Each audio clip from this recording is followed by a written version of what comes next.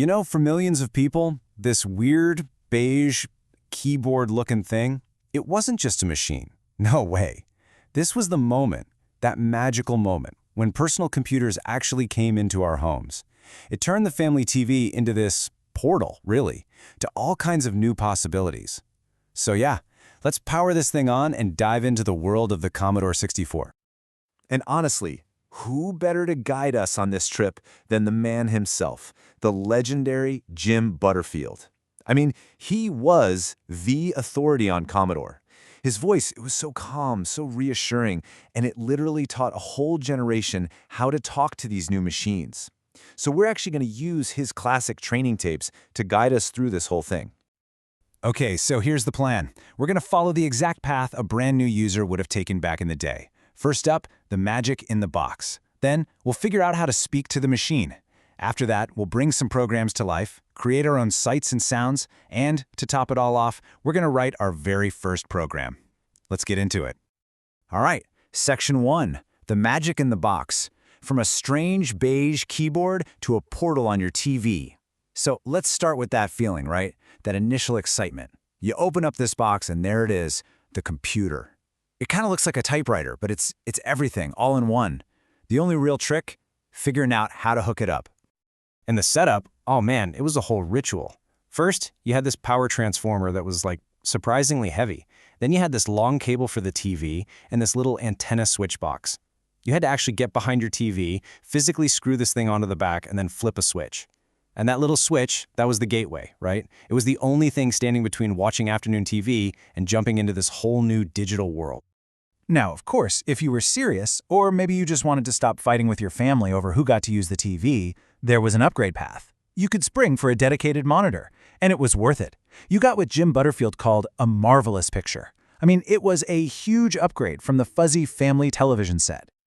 Okay, so now we're speaking to the machine, facing the blinking cursor for the first time. Everything's connected. You take a breath, you flip that power switch on the side, and boom, there it is. That iconic blue screen. The text telling you you've got 38,911 basic bytes free and that little hypnotic flashing square. So what is that flashing square? That's the cursor. And really, it's so much more than just a technical thing. Think of it like an invitation. It's the computer just sitting there, looking right back at you, basically saying, "All right, I'm ready. What are we going to do?" This is where the conversation begins. So you start typing, right? A few letters here and there, but nothing happens. How do you get the computer to actually act on what you typed? Well, Jim Butterfield's explanation for this is just perfect. He says you press the key marked return. And what does it mean? It really just means do it. Simple as that. It was the big red button for telling the machine, okay, go. But what about doing something a little more direct? I'm not talking about just asking it to add two numbers. I mean, what if you wanted to reach right into the computer's brain, into its memory, and change the way it actually behaves from the inside out? Well, the answer to that came in what felt like a magic spell. It was a command called poke. And it did exactly what it sounds like. It lets you poke a new number into a very specific spot, a memory address, and that could directly control the computer's hardware. We're talking about the chips that made the video, the sound, everything. And this is where you really felt the power for the first time. You type in poke 532800, you'd hit that do it key, return, and bam!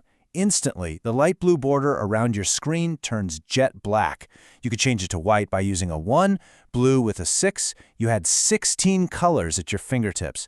It was your first real taste of direct, absolute control over this machine. It was awesome. Okay, next up, bringing programs to life, the 3 sacred rituals of loading software. Now, as fun as changing colors was, let's be real. The real power of the Commodore 64 was running actual programs. And for most people, that software came in one of 3 very different flavors.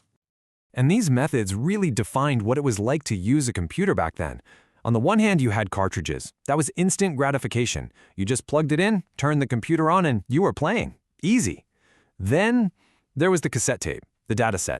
This was a ritual of patience. You'd type load, hit play on the tape deck, and then you'd just wait, and wait, and wait. And then you had the floppy disk. This was the deluxe version. Way faster, but man, it cost a whole lot more. But wait, there was a fourth way. This was the path for the truly dedicated or maybe the truly crazy. You'd buy a computer magazine and it would be filled with pages of program listings. And your job was to spend hours, sometimes days, carefully typing in every single line of code. And get this, one typo, just one, and the whole thing wouldn't run. And the worst part? If you forgot to save your work to a tape or disk and turn the computer off, poof, it was gone, forever. All right, so let's get to the fun part, creating sights and sounds, unleashing the creative soul of the C64. Because beyond just running other people's programs, the real soul of this machine was what it let you create. And the C64 was famous for two things, its graphics capabilities and its absolutely revolutionary sound chip. So for graphics, the absolute game changer was a feature called sprites. Now, what's a sprite? Think of it like a little character on a clear piece of plastic. It's a movable object that lives on its own layer, completely separate from the background. This meant it can move in front of things, behind things. It allowed for the kind of complex, layered action in games that really made the Commodore 64 a legend. And the sound? The sound was just as amazing. Deep inside the famous SID sound chip, you had these basic building blocks called waveforms, and Jim Butterfield had a great way of explaining them. He said the triangular wave was soft and mellow, kind of like a flute, but the sawtooth wave, that was sharp and rich with a bit of an edge. These were like the raw ingredients, the clay you'd use to sculpt your sounds. But a raw sound wave doesn't really sound like an instrument, right? It's just a buzz. To shape it into something you'd recognize, you use something called an ADSR envelope. It stands for attack, decay, sustain, and release. Basically, it answers a few simple questions. How fast does the sound start? That's attack. Is it instant like a drum hit, or does it fade in like a violin? How does it fade after that initial hit? That's decay. Can you hold the note? That's sustain. And what happens when you let go of the key? That's release. By tweaking these four things, you could turn a simple buzz into a piano, a trumpet, a whole orchestra. And all of this brings us to the final step on our journey, the big one, writing your first program. This is where you go from just a computer user to a creator. We've used the machine, we've loaded software, we've played with the tools. Now it's time to make it do something we tell it to do, from scratch. So what's the actual difference between just typing a command and writing a program? It's actually super simple. It's all about one thing, a number at the beginning of the line. If you type, say, print 33 plus 44, the computer just does it right away. But if you type 100, print 33 plus 44, that line number tells the computer, hey, don't do this now. Store it away. Save it for later. And a list of those stored instructions, that, my friends, is a program. And what makes a program powerful? Well, it really boils down to just a few key ideas. You need actions, commands that actually do stuff like print or calculate. You need repetition, the power to loop and do something over and over and over. You need decisions, the ability for the program to choose what to do next. And finally, you need variables, basically just empty boxes you can fill with names or numbers later on. You put those things together and you can build almost anything. And really, this is what it's all about.